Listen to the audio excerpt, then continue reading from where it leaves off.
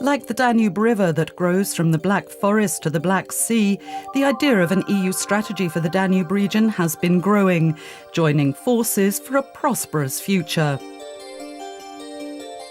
Territorial cooperation is a key player in the shaping of the Danube region strategy, as it is the case in the Baltic Sea region.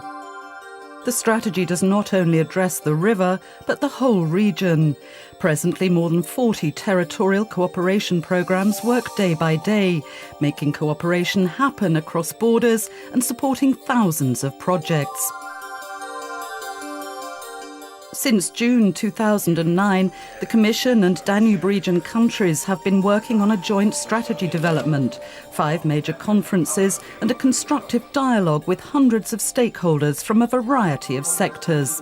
There's a macro-regional approach, and the idea is that in that case 8 member states and 6 other states belonging to the Danube Basin work together and realize common projects. It's a unique opportunity in this moment to use it in a new process that doesn't have anything to do with our process of negotiation.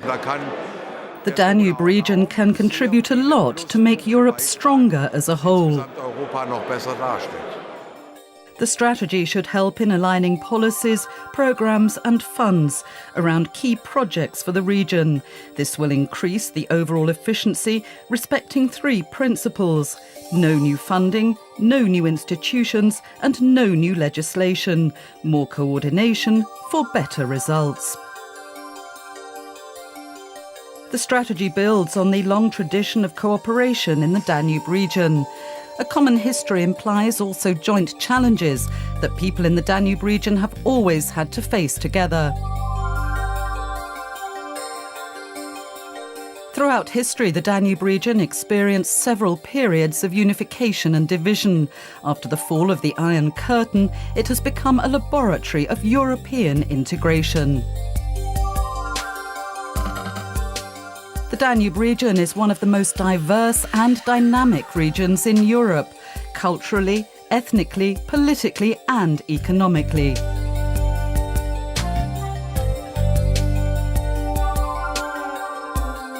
But when it comes to concrete cooperation, many questions arise.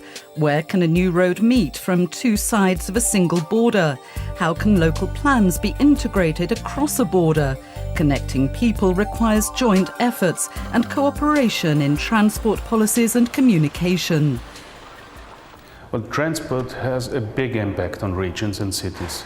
And therefore, it's important for keeping our environment to include cities and regions into the process of the European Danube strategy. For us, it's of great importance, the pillar related to energy and connectivity and transport.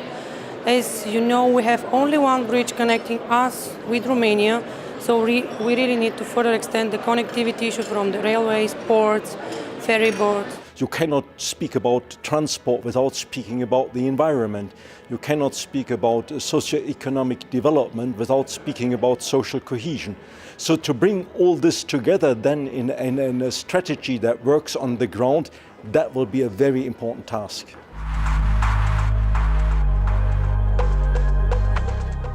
Throughout the Danube region, major transport networks connect Europe from the east to the west and from the north to the south. Connectivity through information technologies and energy supply networks also contributes to a more interlinked region and enhances the quality of life for everyone in the area. Cooperation programmes facilitate the exchange of expertise between countries for better transport networks and technological development. By jointly investing in communication technologies, we prepare for the well-being of future generations. Alongside EU member states, EU candidates, potential candidates and third countries are core partners in the strategy. Cooperation is not limited to the European Union. In the Danube region, there is also a long history of cooperation across external borders to remove bottlenecks in the integration of neighbouring countries. There is a lot to do in our understanding for society and social development. Collaboration and European collaboration is important for quality of life, for the growth, the competitiveness of our industry, for jobs, and for the social well-being of our people. I think the major theme is changing prejudgment or considerations and turn the attention to the integration, to the interest of communities. Tourism is the most labor-intensive economic area, and we could achieve two objectives at the same time: economic growth and decreasing the rate of unemployment.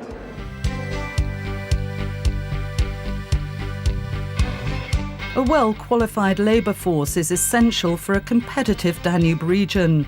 Cooperation programmes support training, cross-border business opportunities, joint research and innovation efforts, common healthcare and education programmes.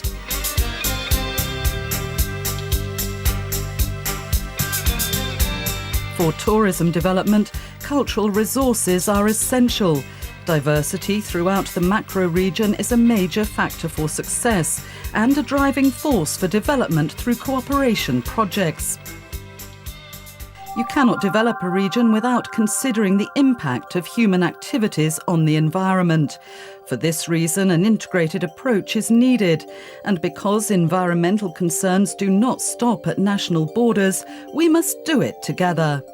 We need to align the environmental protection activities and the care for the preservation of biodiversity, the prevention of pollution, with the initiatives concerning new investment projects.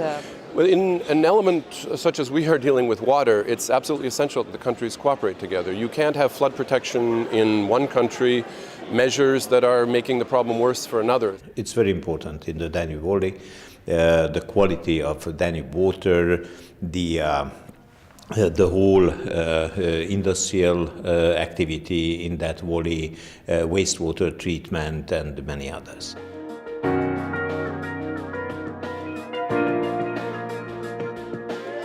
For better water quality and wastewater treatment, joint innovative solutions are needed. Preventing floods and natural disasters must be addressed across the borders with joint protection and emergency plans. Climate change is at the top of the European agenda. A macro-regional approach to tackle such a global challenge seems most effective. Cooperation projects on renewable energies, green industries, sustainable agriculture and tourism, protection of natural resources and biodiversity are showing the way ahead. This strategy is for the benefit of all citizens living in the Danube region. A concrete action plan, joint and integrated projects with a clear impact for the region. This is what the strategy is about. And as somebody from Bavaria said, the ideas and the money should not only flow down the Danube, they have to flow also up the Danube. And so we need to find projects where we have a common interest and to the maximum effect possible to find win-win solutions. Governance is important because with the good governance we can have all the main players decided on the most important things in a rational way. The Danube offers a unique chance to show that we are European by providing common results. This is, I suppose, the most important thing. Make peace by the economic and social development. More than €4 billion are available for territorial cooperation projects in the Danube region up to 2013, adding to other funding opportunities, in particular some €80 billion from regional programmes financed by the structural funds. Territorial cooperation is small, but it is a master of territorial cohesion.